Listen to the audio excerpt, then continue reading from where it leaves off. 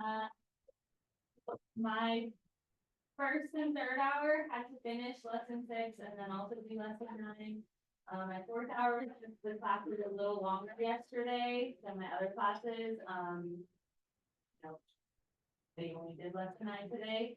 But either way, it still kind of took a lot of time to show. And maybe was not that easy to take notes as we went, just because it was more a lot of me showing you how to use the calculator. And then on your notes, you could jot down some, I don't know, tips to yourself so that you can remember how to use it. I don't get to help you use your calculators on tests, like on state testing, we're not allowed to. So that's why every other quiz or test in here, I treat it like that. I cannot help you use the calculator during the test.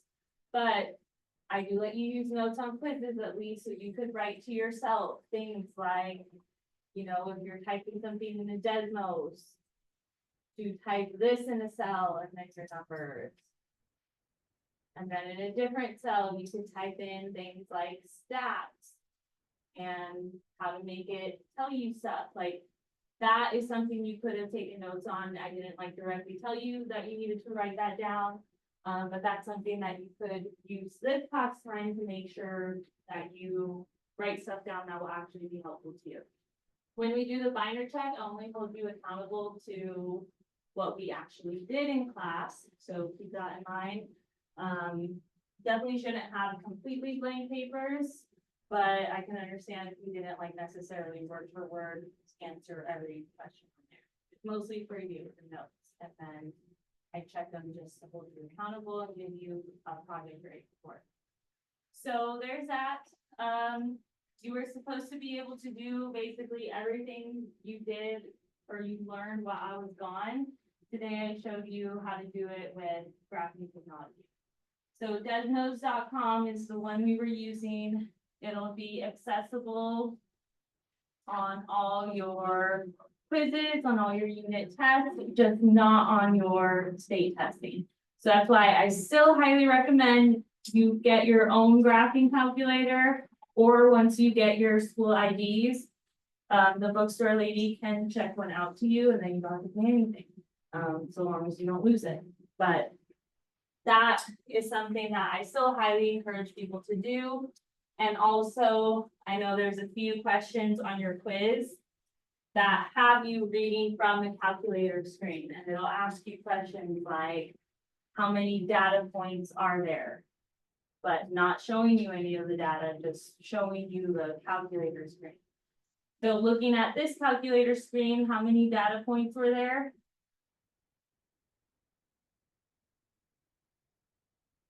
100. And I even wrote right here, number of data points. N stands for number of data points. Whether it's lowercase n or capital N, that would be something to note for the quiz when you take it. Standard deviation is denoted with this symbol. Sometimes it's just way shorter to write than the word standard deviation. It is not denoted by the S, so don't get it confused. Maybe that's like a different type of standard deviation, but the O is where you should be looking. Or it's not an O, but it looks like an O. Other things you should be able to recognize, like the word mean, like your 5-number summary, all of that stuff. But then of course, Desmos you could use on your quizzing test. You should expect your next test to be when? Tomorrow. It's possible I can move it, but just bank on it being tomorrow. You know, I just kind of have to wait and see how the pace of tomorrow's lesson goes. But regardless, you're having a quiz either tomorrow or Friday. Make sure your notes are ready by tomorrow. And that will be the last quiz for the unit. There's a lot of like benchmark testing going on. Even next week, there's like another pre-test type thing. So just one quiz. And then eventually you'll take your unit 1 test by August 27th. So that's when you need to have all your late work turned in. Otherwise, like, I can't penalize you after that date, and things like that. So today, what you have to work on. I know I said I checked the lesson 6 practice, like the back of your notes. I said I checked it during the binder check. But since I have you guys for math lab, I will check it once today, maybe like in the last 20 minutes or so. So the back of the 1.06 notes, where you are supposed to use graphing technology to find those measurements, I will check that, so have it out. But I'll check it like in 40 minutes. The other thing to do, so I'm making a to-do list right now. The other thing to do would be this practice that's in Schoology that goes with lesson 9. And then should you finish that even, I am starting to pass back the box plot foldables that were graded. I have a few that still need to be graded, but some of them were graded, and so I entered those scores. May or may not like that score, so should you want to resubmit it, you can just fix it, and especially now because we covered all the ways to verify the values for a box plot, maybe it's even easier now. You can resubmit it. Some of you, I'm sure you know if you turned it in or not.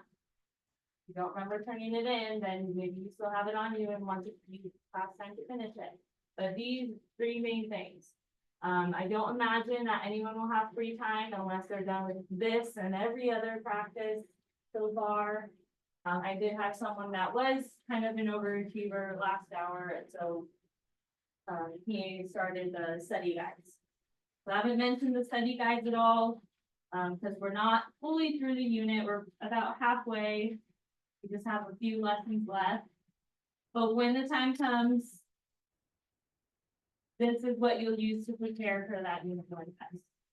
You might not know how to do all of it yet, though, because again, you haven't done all the lessons, right? If you get really bored, there's some stuff you can get ahead of. So questions, comments, concerns right now? We'd always ask questions as we go.